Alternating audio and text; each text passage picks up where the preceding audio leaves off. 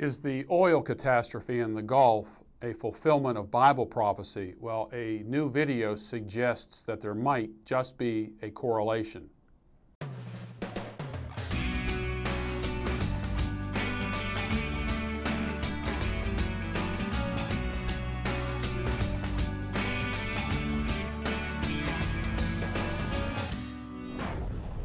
Anytime I talk about the Bible prophecy, people email me, and I get dozens and dozens and dozens of emails from people telling me I don't know what I'm talking about, I'm a false prophet, I'm a heretic. It just goes on and on and on. And as a result of that, they want to be removed from our mailing list. They report us as spammers, even though they requested to be on our mailing list. We don't put anybody on unless they've actually asked to be put on the mailing list. And there are other groups of people. We did a two-part series on tattooing and body piercing, and boy, you wouldn't believe some of the comments we got. And some of these people said, take me off your list, you know, I'm reporting you as spam, I don't agree with you, and so forth. And I would say to both groups, I said, you're wimps.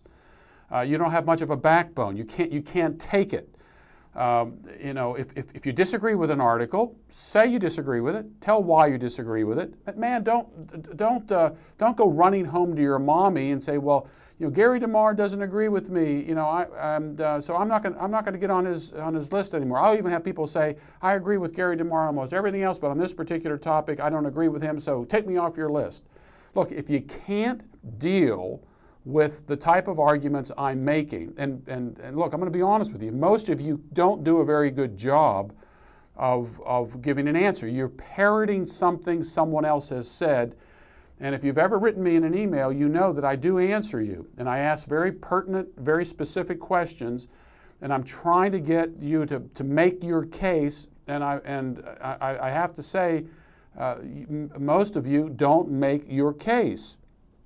That's okay, but the answer isn't to be taken off the email list. Of course, if you want to do that, you can do it. But look, we are in a war here of ideas. We're in an ideological war. This type of ideological war has consequences. If you can't take it from someone like me, then you aren't going to be prepared to take it from somebody who's a whole lot meaner and smarter than I am. Now, this is the place where you hone your skills, where you sharpen your ability to deal with the tough questions. It's not just about Bible prophecy. It's about the ability to handle the tough questions. And I ask the tough questions, and I'm willing to put my views out there publicly. I debated Jim Fletcher June 19th, 2010. I went public with it. I stood up on the stage for 2 hours. I made my case. Jim Fletcher could have asked me any question that he wanted. I was prepared for him. As I mentioned in an earlier podcast, I actually wrote a book in preparation for it. I took it very seriously, as I do with all debates. It's unfortunate, however, that lots of people who criticize my views, and again, you're more than welcome to do so, have not really studied the issue. You haven't really studied my perspective, which isn't a new perspective at all. It's been around for 2,000 years, just like I told a fellow yesterday who emailed me. I said, look, you're believing a system, number one, was developed and invented in the 19th century. Number two, the position that I'm holding has been around for, well, since the early church, and of course I would take it back to the Bible itself. And number three, the basics of that particular system do not fit the interpretive scenario that's being applied today. The claim that Israel becoming a nation again in 1948, May 14th, 1948, is a fulfillment of Bible prophecy. According to modern day dispensational thinking, Israel becoming a nation again, or any particular sign prior to a pre-tribulational rapture, is not a prophetic sign. That's what dispensationalism teaches. And so if there's an explosion in the Gulf and oil is spilling forth, and supposedly that particular thing that happened in the Gulf took place on the anniversary of Israel's nationhood on April 19th, and I'll talk a little bit about how they get April 19th rather than May 14th. And when you try to make that case, according to dispensationalism, if you believe in a pre-tribulational rapture, which most people who email do believe in, there are no signs. There can be no signs prior to the rapture because, as Hal Lindsey states, and others have stated as well, the rapture is supposedly always imminent. It could happen at any moment. And so if there has to be a sign, Israel becoming a nation again, then the rapture could not have been imminent. That is, that it could have happened any moment prior to May 14th, 1948.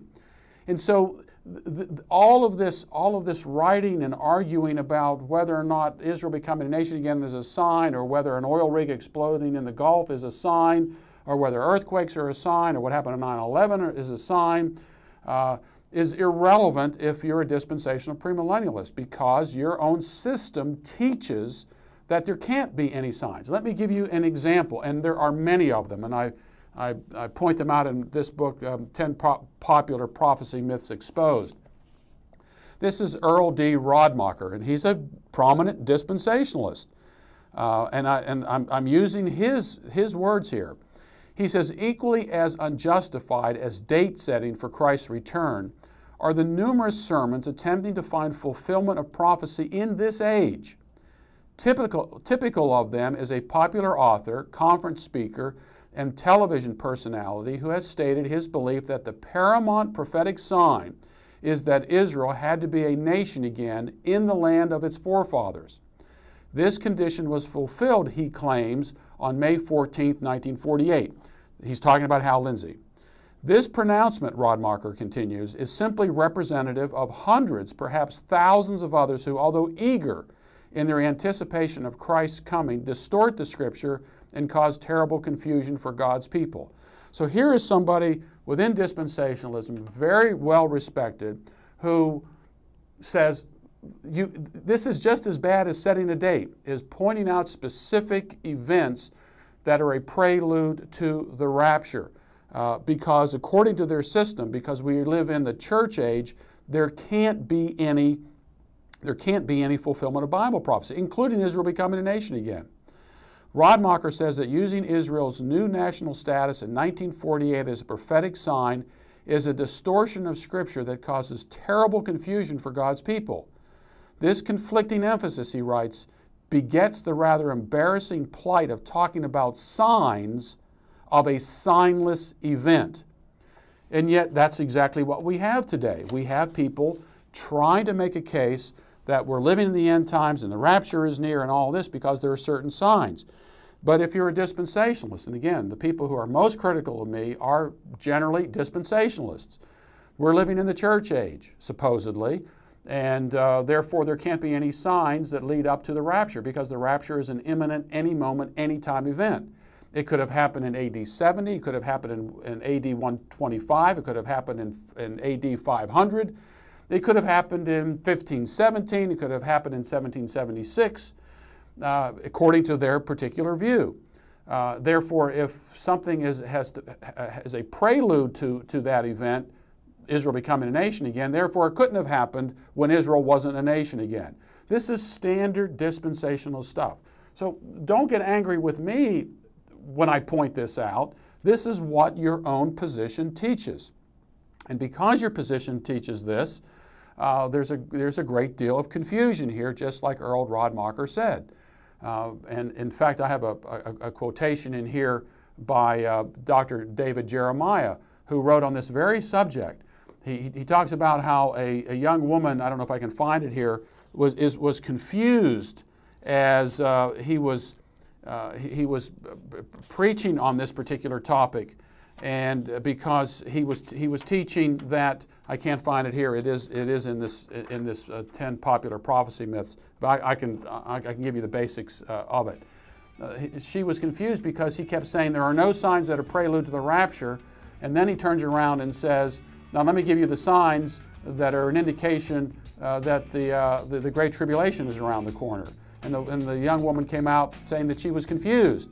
How can there be not any signs and at the same time be signs? In the next session, I'm going to deal with this video that seems to claim that the oil rig explosion in the Gulf is a sign of Bible prophecy.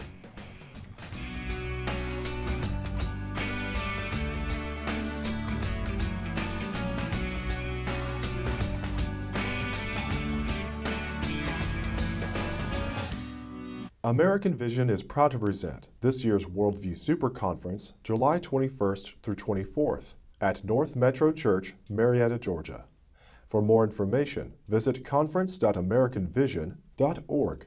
That's conference.americanvision.org.